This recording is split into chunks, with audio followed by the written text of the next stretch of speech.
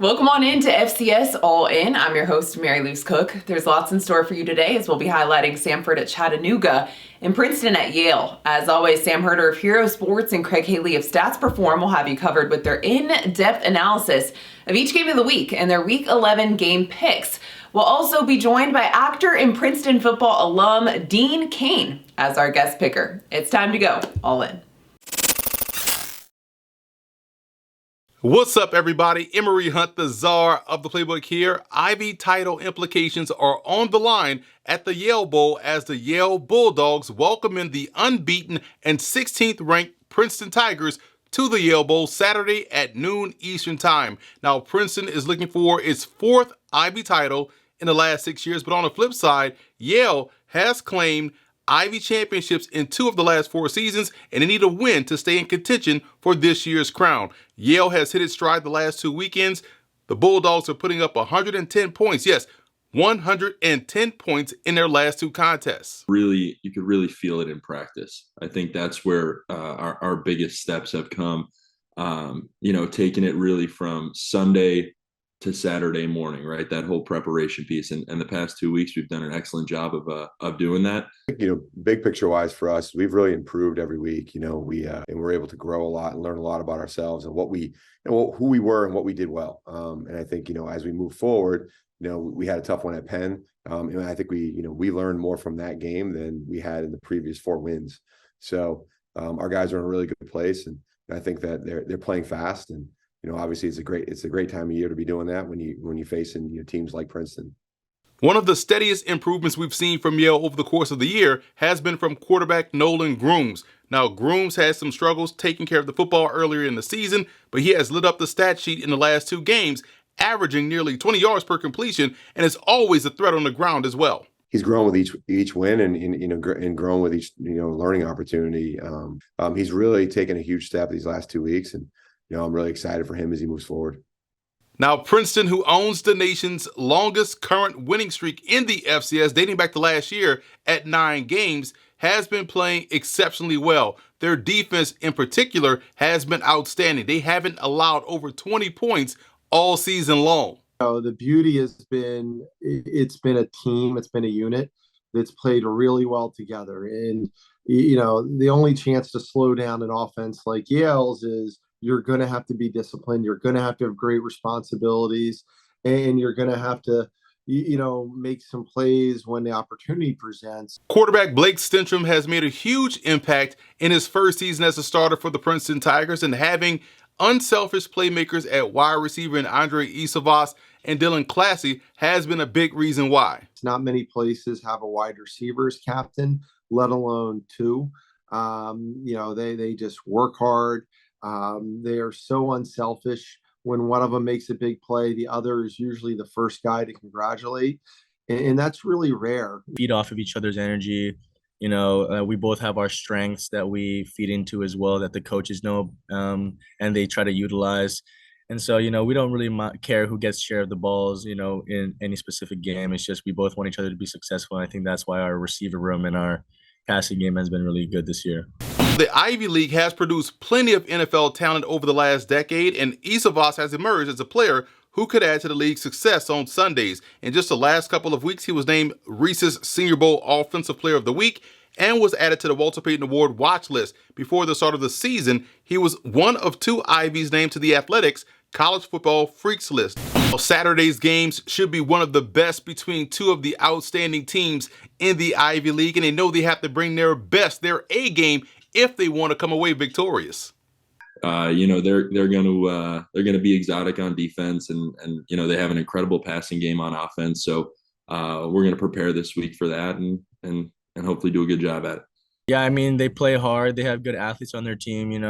They only have 2 losses this season. One of them to like a really good Holy Cross team who's undefeated as well, and Penn, who's another top team in the Ivy League. And so we just have to come in focused, execute our game plan. And, we just have to come in with the same focus that we always have every week and just hopefully come out with a W. The Bulldogs and Tigers will kick off right here on ESPN Plus at noon Eastern Time on Saturday. And for FCS All-In, I'm the czar of the playbook, Emory Hunt. Walk a mile in our shoes, from the classroom to the locker room. Here, our promise and our passion propel us down paths few dare to travel. We venture forward, energized with every step. We defy convention in defining ourselves, pushing to achieve, serve, and lead at the highest level with teammates, teachers, coaches, and classmates at our side. Together, we are Tigers. Together, we are Princeton.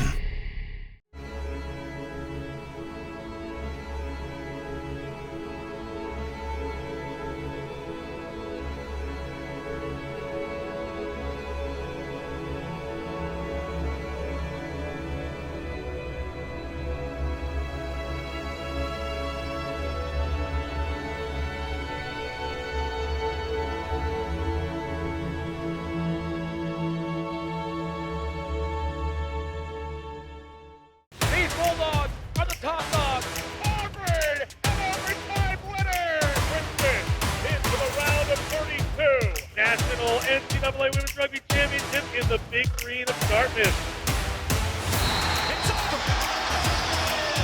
That will do it. The Brown Bears and the Lions walk off. And Cornell will play on Championship Monday.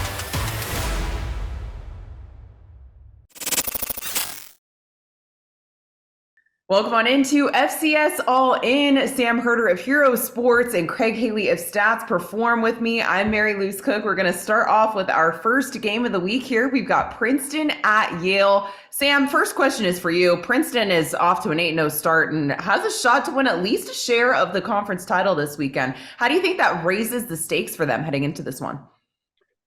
Yeah, well, with the Ivy League, this is, what it's all about for them is winning their conference championship. And it always, seems like, Princeton and Dartmouth are always in that mix, and Princeton got a big win last week. And they're 8-0, they're climbing the national rankings. And so I think just having that opportunity to, we can win at least a share of it this week with the W, I think that just adds even more to what should be a really good game.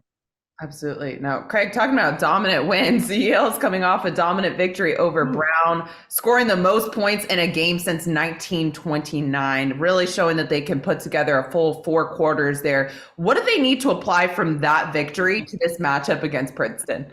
The same speech before the game, because it's working. I mean, even before that game, they scored the 41 the week before. I mean, their 2 biggest offensive performances this year. And Nolan Grooms, their quarterback, he had been running the ball well in the beginning of the season. Now he's passing it well. I mean, 7 touchdowns in those last 2 games that we mentioned. I just think they have to take it to Princeton.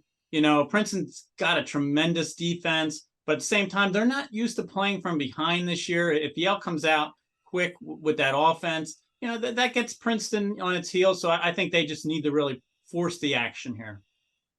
Now, Sam, Princeton is undefeated to this point. And what do you think has just set them apart from the rest of the Ivy League? Well, their passing attack has just been phenomenal all year. I think to beat them, you have to force them to run, which, they're not doing too efficiently running the ball. They're averaging less than 100 yards per game rushing the ball. But that could be in part because their passing attack has been so good. And, they pass for nearly 300 yards per game. I've said his name a couple of times, but Andre Yosevich is a pro prospect for Princeton, big wide receiver, really athletic wide receiver. He just recently actually got an invite to the Senior Bowl, which is huge for NFL draft prospects. And so I just think their combination of really good defense, one of the top scoring defenses in the FCS, coupled with that passing attack, has led to their 8-0 start. Now, Craig, Yale has they lead the Ivy League in rushing offense. So it's interesting that Sam's talking about that being something that Princeton needs to be working on there. How do you think that's going to pair up with Princeton's defense? Well, Trey Peterson, the running back, has been tremendous for Yale this year. And they always seem to have that athletic, breakaway kind of runner.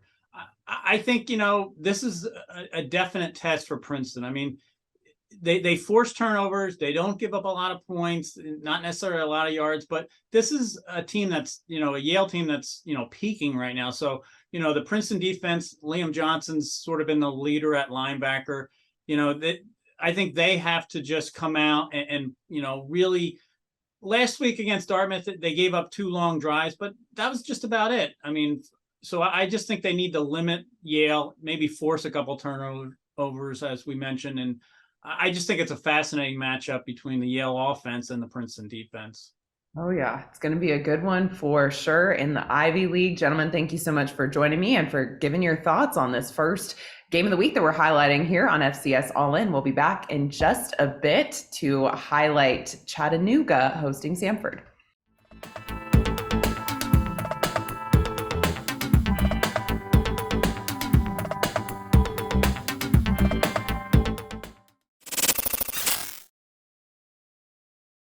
Well, first of all, it's a huge game for us because it's the next one we play, and it's the only one we played this week. We've been playing good up to this point. We plan on continuing to do that. We know we have a very tough matchup with Chattanooga, and our motto each week is try to be 1-0 at the end of the week and win one game a week, and that's going to be our focus headed into this ball game.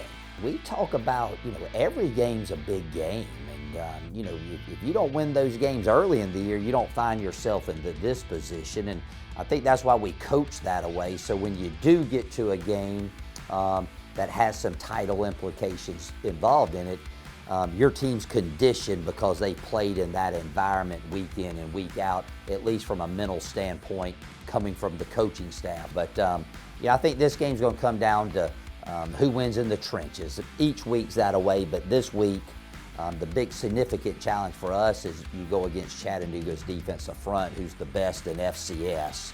And then their offensive line is very big and physical, and they like to pound it on you with those great running backs they have. So we got to do a good job of neutralizing the front, and if we're able to do that, we'll have a chance to win the game. Oh, it would mean an awful lot. I mean, again, we win the next game, but to be the conference champions, coming off, last season's, disappointing finish, would be very big for our football team. But again, we've been very professional all year, and we're excited about being in the situation we're in and looking forward to playing our best this upcoming weekend.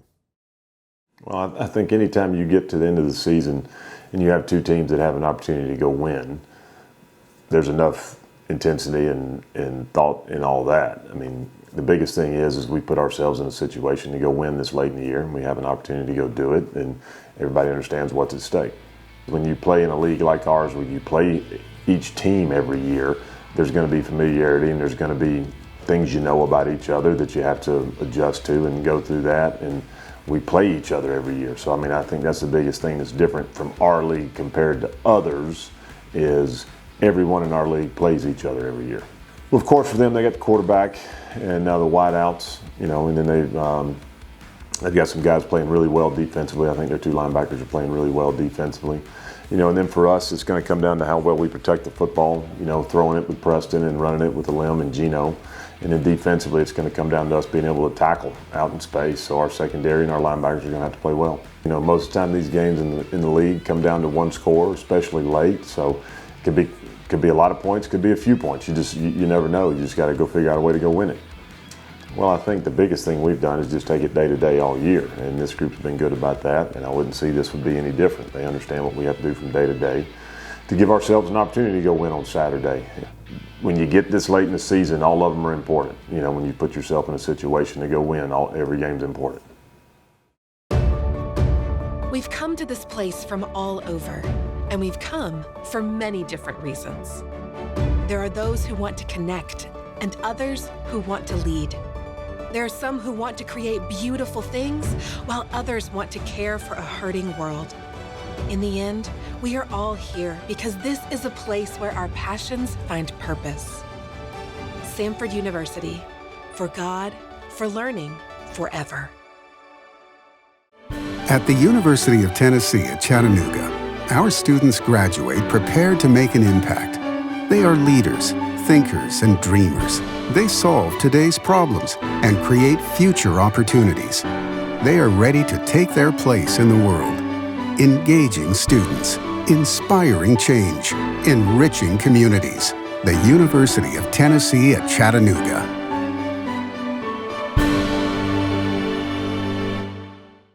The Southern Conference is more than just outstanding athletics. we highly value student academic achievement and staff development. The Southern Conference Academic Exchange Program uniquely engages students, faculty, and campus administrators through its annual Undergraduate Research Forum, Entrepreneurship Challenge event, Faculty Staff Awards, and Leadership Assistance. The Southern Conference, building champions on the athletic field and on our campuses.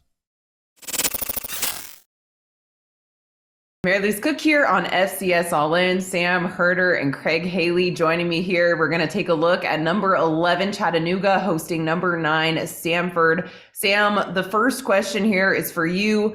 Samford coach Chris Hatcher just moved past Pat Sullivan for most wins in school history with 48. What impresses you about him and his coaching style? Well, it's definitely the offense, right? They call it the hatch attack, very up-tempo, pass happy, but they get it done. I think they're doing that again this year. Michael Hears is, he's a transfer quarterback that's come in. He's had some big shoes to fill, but he's been playing, just fine. 2,500 yards, 27 touchdown passes, only 3 interceptions. And so I think, Samford maybe has been disappointing in past years as far as, record-wise when you look at the individual talent they've had. And I don't know if necessarily, Coach Hatch was facing any pressure this year, but I think expectations were for Samford to, we need to see some results on the field. And I think they've definitely done that. They're 8-0 versus the FCS. And I think this is a kind of a breakout year for Samford to get back into the playoffs. Now, Craig, Chattanooga is returning home after victory at the Citadel. Being back at home, what kind of advantage is that going to give them, especially bringing in the momentum from that win? That's huge, Mary Louise. I mean, Chattanooga, and Sam mentioned, Samford sometimes is disappointing. Chattanooga, similar. They always come up with a loss throughout the year that is, confusing and just you're shocked by it. It hasn't happened this year. I think they've played on another level. Their one FCS loss is to Furman. That's a quality loss, obviously. I just think being at home is an advantage this time of the year. I mean, you're familiar with everything. You get a good night's sleep the night before. You're focused at home, knowing you want to play in front of your home crowd. I just think that you want to be at home in these big games, and this is a big one for both teams. Certainly. Now, Sam, Samford is undefeated for the first time in SoCon play in school history. What is special about this squad? I think one thing that separates this team from the past teams is the defense. I think it has gotten much more improved, more stout, especially against the run. And that's, for the most part, what SoCon teams want to do is run the ball. Samford kind of zigs while other teams zag. But, Chattanooga is a great rushing offense. Mercer wants to run the ball as well. So I think just their run defense, toughening up a little bit, stiffening up a little bit, has separated this team from past teams. Because in the past, they would either win or lose games 45-42. Now they're putting up, a high number of points, but they're also, like I said, toughening up on defense a little bit. So I think that's what separated this group compared to some past teams. Greg, I mean, same thing with Chattanooga. They're so impressive this season. What do you think separates this squad apart from past Chattanooga squads? Well, obviously Preston Hutchinson's come in and give him good quarterback play. But, I just think their defense has been the best in the league for 2 years. You combine that with a tough-nosed runner like Alem Ford. I mean, he's, getting 25 carries a game the last 4 games and been over 100 yards each time. I mean, I think that's the formula. They're not going to, deviate from it. I think they have to do that against Samford and really test the Samford defense. As Sam mentioned, they do give up points at times. So I just think they're going to do what they do, especially, with that strong defense that they have. All right. Well, thank you so much for your thoughts on this matchup. Samford Chattanooga, definitely going to be a great one. We'll see you in just a bit for our Game Pick'em segment.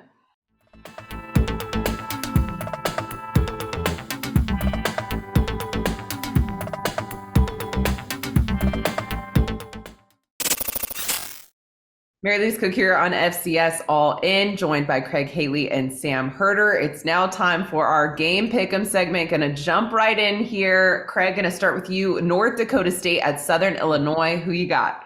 I think I like the Bison. I mean, we all think to that, game in March of 2021 when their 39-game winning streak, came to an end against the Salukis. They're back here in Carbondale. I just think, you know, they're going to win the line of scrimmage. They're you know, thinking playoffs here, that late season run. So I just think they get it done against the Salukis. Sam? Yeah, this should be a pretty close game. You know, Southern Illinois is essentially playing for its playoff lives. They need to win out to have a chance at the playoffs to hit 7 Division I wins. It's at home for Southern Illinois. They're also coming off of a bye. You know, they're going to obviously empty the clip on this one and do whatever they can to get a win against North Dakota State. But I think the Bison should win. It should be a close game, like I said, but I think NDSU just leans on that offensive line in the run game and gets a close win on the road. All right, Richmond at Delaware, Craig.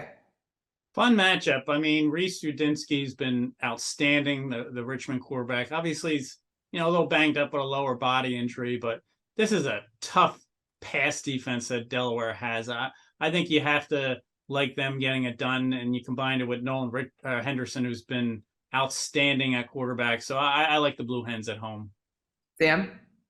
I like Delaware as well on this one. You know, they looked much better this last week compared to a couple weeks ago, where they kind of had that head-scratching 20-point loss to Elon where they only put up 7 points. I think they had a great bounce-back performance this last week. And so, you know, just that momentum, being at home. Reese Udinsky, like Craig said, is battling some injuries. I imagine he's going to play, but we'll see, you know, how healthy he is. And so I think that this all leads to a Delaware win.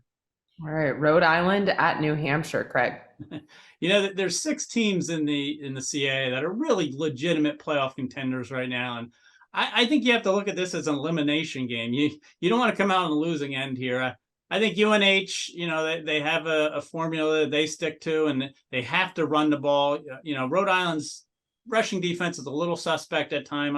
I think with Dylan Lobb running the ball, UNH gets it done at home. All right, Sam? Yeah, I do agree that this could be a quote-unquote playoff elimination game. You know, both teams have 6 Division I wins right now. They both have winnable Week 12 games next week, and so I think both can hit 7 Division I wins, but that might not be enough to get into the bracket. And so whoever wins this one is going to have an inside track to maybe hitting 8 Division I wins and maybe standing out, you know, out of a really packed bubble. I agree. I think New Hampshire gets a win here. I just think they're built a little bit better. They showed a lot of guts last weekend despite losing to Richmond. They kind of had to come back there to make it interesting. But UNH just seems like a team that's built to return to the playoffs. And this is a program that made 14, 15, 16 playoff appearances in a row. They've kind of been left out of the playoffs the last few seasons, but I think they return this year. I mean, that starts with getting a win against Rhodey. All right, Eastern Kentucky at Jacksonville State. What do you think, Craig? Mary Lou's, I tell you, these ASUN teams, they all look alike to me. So this is a tough one to pick. Obviously, Parker McKinney's been outstanding at quarterback for Eastern Kentucky. Jacksonville State, you know, sometimes they wow you, sometimes they don't. I think being at home with a bye, I kind of like them just a little bit over Eastern Kentucky. So the Gamecocks.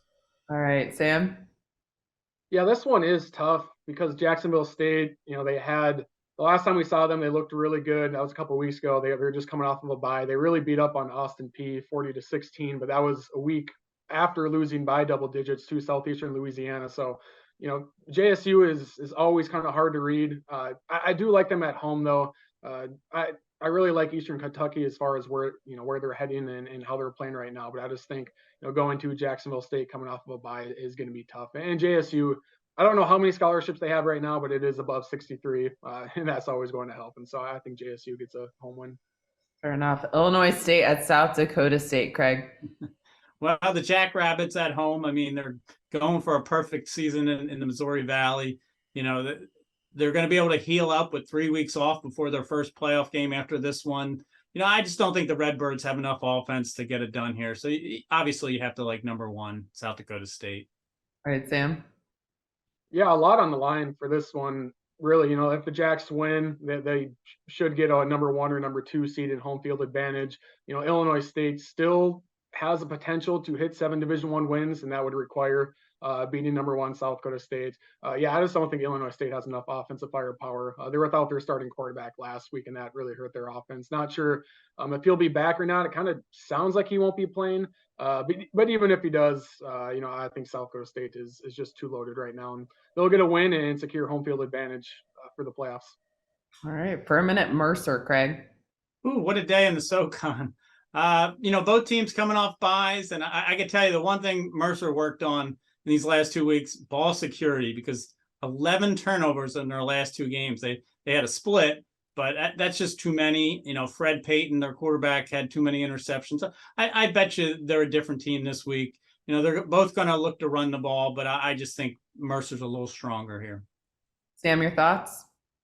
Yeah, this is really a tough one. I think I'll probably go with Furman in this game, but it's massive for huge. Furman does have seven wins, but they do have a non-counter in there, and so that could potentially hurt them when it comes to playoff selection. And then Mercer is already at 7 Division I wins, but Mercer has 2 ranked opponents left this week against Furman, and then this week against Mercer, and then against Samford as well. So, Mercer's season can go a lot of different ways. They could maybe be left out of the playoffs if they lose 2 in a row, but Mercer could also potentially be in line for a seed. We'll see. But I think Furman is just rolling a bit more right now. Their 4-game winning streak. Furman's 4-0, on the road, which you don't see a whole lot. So I'll take the road team in this one. All right. UC Davis at Idaho, Craig. Ooh, gonna be some points here. I mean, we've talked about Vandal fever. I mean, you got to be impressed with Idaho. UC Davis is on a roll here, 4 straight wins and averaging 54 points in those wins. They kind of lack that signature win. I think they need to get one here if they're going to keep looking towards the playoffs. So I say UC Davis gets an upset on the road. All right, Sam, what do you think? Yeah, I like Idaho in this one. I just think they're probably one of the more complete teams in the FCS, just in terms of you can't really look at one spot at Idaho as far as where you can attack. I think they're really good offensively. I think they're really good defensively as well. Them being at home helps. But yeah, I mean, UC Davis needs this. Basically, they need to win out to have a shot at the playoffs. That would require beating Idaho and Sac State, 2 ranked teams. And so UC Davis isn't out of it quite yet as far as the playoff picture. But I think this is going to be a tough one because I also think Idaho knows what's at stake. And if Idaho wins out, they would have 3 total losses, but 2 of them are to the FBS. And so a 1 FCS loss Idaho team, I don't think is getting talked about enough as far as being a potential seed. And so the Vandals could be in the running for a seed, but they obviously first have to beat UC Davis, and I think they do. All right. Northwestern State at Southeastern Louisiana, Craig. Ooh, Northwestern State. Who would have thought they'd be in first place here going into the final 2 weeks? Now it's an uphill challenge here with having to win at Southeastern Louisiana and then beat UIW. I wouldn't have given them a shot a week or 2 ago, but they looked so good last week when they blew out Texas A&M Commerce on the road. I don't know which way to go on this. I guess I'll go with the home team, Southeastern Louisiana. Probably not as strong as last year, but they still are a good team, a top 20 kind of team. So I'll go with them at home. All right, Sam? Yeah, the Southland is interesting to try to analyze and who's where. But yeah, it is interesting that Northwestern State is 4-0 at the top of the Southland standings, but 0-5 in the non-conference. And so, Northwestern State will probably have to win out in order to make the playoffs, because I don't think they would get in that large bid. But I think Southeastern Louisiana is still in the driver's seat for the AQ if they do win out, because they do have the head-to-head over UIW. And so, Southeastern knows what's at stake here. I think their offense is humming, and they get a home win. All right, Samford at Chattanooga. What do you think, Craig? Boy, the winner's definitely, going to be in the playoffs here. That's for sure. I mean, it's a tough end of the season for the top teams in the SoCon playing each other. I just think Chattanooga at home gets it done with their defense. Samford, has been ultra impressive, but I got to go with the Mocs here. All right, Sam?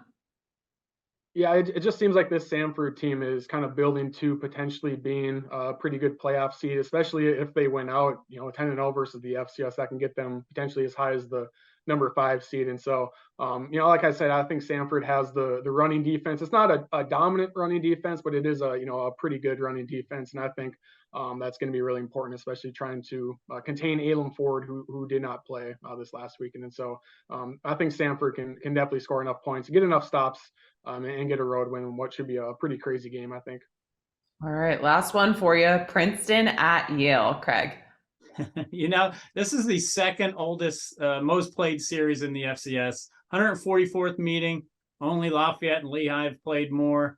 these are just rivals. It used to be tough for Princeton to go to Yale and get a win. They seem to have solved that and now are starting to do it. It's actually their first time going to New Haven since 2018, though. Andre Yoshivas is on a roll. Blake Stenstrom has great receivers.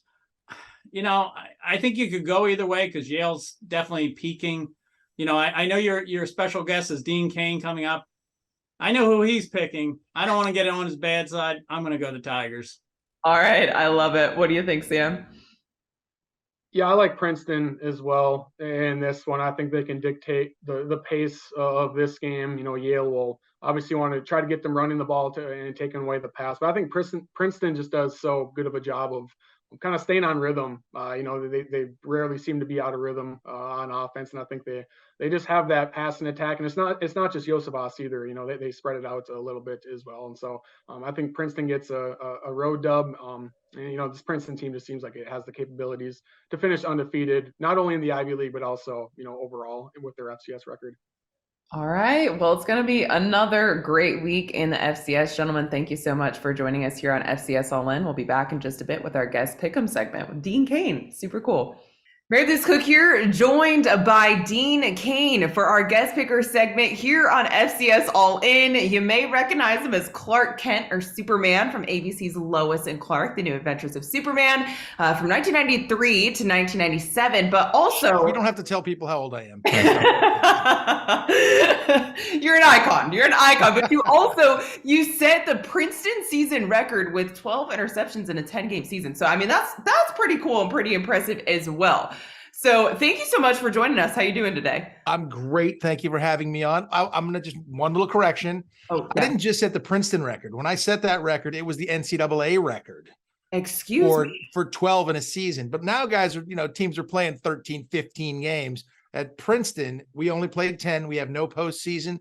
We can't play beyond that. And when I was there, you couldn't play as a freshman on the varsity. Mm-hmm. So I still have two records that are holding in FCS records. I think they're per game averages, per game average season and per game average career, I believe. So I'm hanging on to those as long as I possibly can. That's all I'm saying. Well, thank you for the correction. Those are amazing badges of honor. So grateful again that you're joining us here today. So we're going to go ahead and just jump right in. Dean, are you ready? Okay. I'm ready. Fabulous. Okay, so let's go. First one that I've got for you here, North Dakota State at Southern Illinois. Who you got? I'm a big fan of the Bison. They got a crazy run game. I think it's just too much for the Salukis. So I'm going to go with North Dakota State. All right. The Bison will roll. They will roll. You heard it here first. Richmond and Delaware. What are you thinking? You know what? This is hard. They're both 7-2. They're both good teams. My position coach came over from Delaware at Princeton way back in the 1900s when I was there, and he's still there. He's the longest serving coach. He's the assistant head coach, Steve Verbit. He was a Delaware Fighting Blue Hen, so I'm going to go with Delaware for Coach Verbit. All right, that's good a reason as any. Rhode Island at New Hampshire. This one's going to be a high-scoring affair, I believe. There's going to be some points on the board, but I'm going to go with the home team, New Hampshire, on this one. Fabulous. Eastern Kentucky at Jacksonville State. Coach Rich Rodriguez over at Jacksonville State. It's going to be a shootout as well, and I think that Coach Rich Rod's going to win that. It's going to be Jacksonville State over Eastern Kentucky, over the Colonels. Okay, Illinois State at South Dakota State. Okay, again, my dad is from South Dakota, so the Jackrabbits are gonna thump because that's what rabbits do. They thump. They're gonna thump the birds. The Redbirds of Illinois State are gonna get thumped by South Dakota State Jackrabbits. All right, very punny. I like it. Furman at Mercer. Okay. Mercer, they're both 7-2. Again, there's teams that are 7. You got some. This is big matchups. Mercer has been scoring some serious points. And their home team, I'm gonna have to go with Mercer on this one, especially that home field advantage. I think it's gonna make a difference. Totally. UC Davis at Idaho.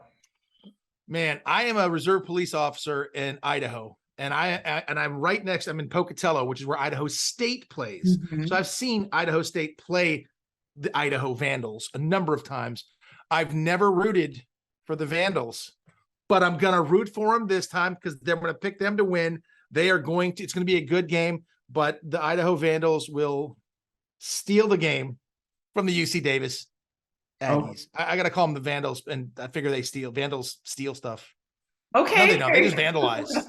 They vandalize, they steal, Whatever. Hand in hand. Goes hand in hand. Northwestern State at Southeastern Louisiana. No, it almost sounds funny to say Northwestern State and Southeastern Louisiana. It's like I made up those teams. We didn't make them up, and I'm not picking on them. It's going to be a close game. I'm going to go.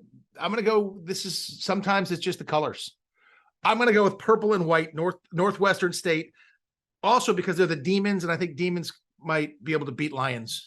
Demons are everywhere. Plus, my son goes to High Point University in North Carolina, and their colors are purple and white. Okay, there you go. Gotta have a reason. I love it. That's a great reason. All right, Samford at Chattanooga. Samford is 8-1, 6-0 in the conference. Chattanooga 7-2, 5-1 in the conference. It's gonna be a great game. Both score a lot of points. In this instance, I'm going to go with the Bulldogs over the Mocs because I think Samford Bulldogs, they look really, really strong this year. And they're the visiting team, but I think they're going to come in there and they're going to bite the Mocs. Okay. Haha. I like it. I got them. They're there. All right. I'm excited to hear what you got for this one. Princeton at Yale. Princeton 8-0. 8-0. They hung on last week and beat Dartmouth. Always a tough game. They are Yale is 4-1 in the league, so they're tough. There's no question. If you can see over my right shoulder, that's this one. There's a team here that I'm going with.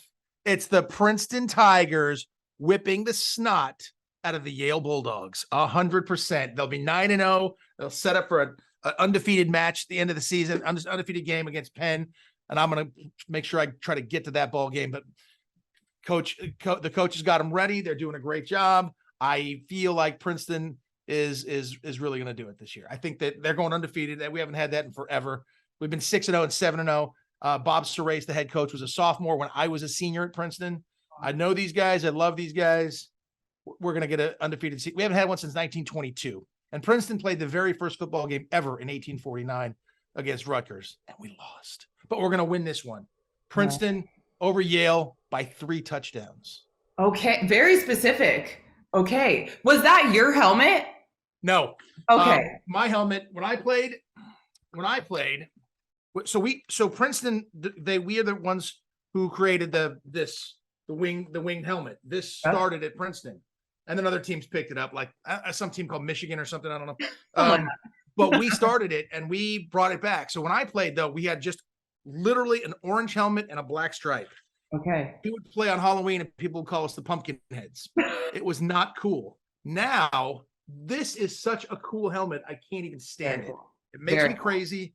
I'm very jealous, but I got mine and I'm not letting it go. And you shouldn't. You shouldn't. It's amazing. Well, thank you so much, Dean Cade. Appreciate you for joining us here on FCS All-In and providing your picks. I tell you what, the best puns we've had all season. Thank you. I'm very punny. Thank you, Marty Luce. I appreciate you having me on. And I love that you guys are out there talking about FCS schools. We love it. We love it. I like that term, though. I still go 1AA. That's me. I'm old school. Okay. Fair enough. Well, thank you for joining us here on FCS All-In. Thanks for going all in with us. Enjoy cheering on your favorite FCS teams this week. Again, I'm your host, Mary Luce Cook. Until the next episode, keep the conversation going on social media by using the hashtag FCS All-In.